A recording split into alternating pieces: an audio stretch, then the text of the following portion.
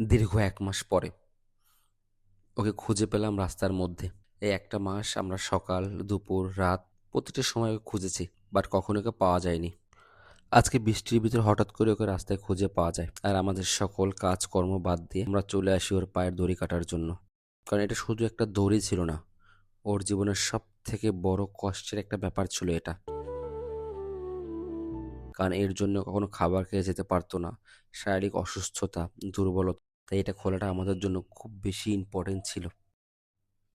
কোনো এক মানুষরূপী অমানুষ ছোটবেলায় ওর পায়ে প্লাস্টিকের একটা লাইলনের দড়ি শক্ত করে গিঁট দিয়ে দেয়, যেটার বয়সের সাথে ওর হাড় পর্যন্ত ঢুকে যায়।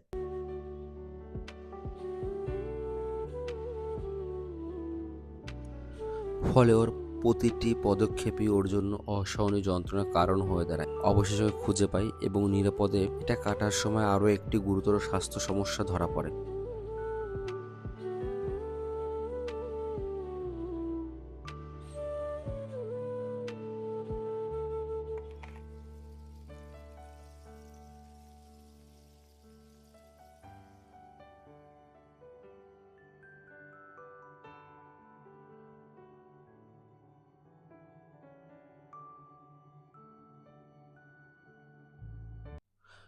ওকে আরও ১ থেকে ২ মাস চিকিৎসার ভিতর রাখতে হবে।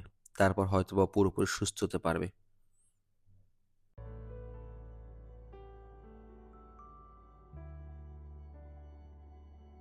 ওর পায়ের বাঁধন কেটে সুতোটি বের করি।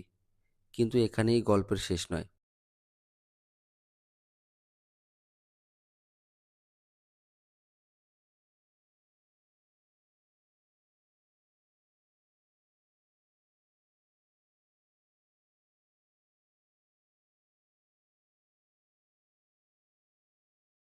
এরপর শুরু হয় নতুন যুদ্ধ।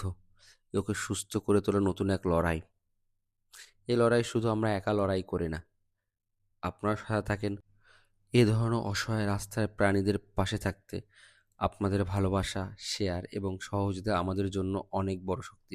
আপনাদের একটি লাইক, একটি শেয়ার, মতামত কমেন্টে জানান এবং আরও উদ্ধার কাজ দেখতে আমাদের চ্যানেলটি সাবস্ক্রাইব করুন।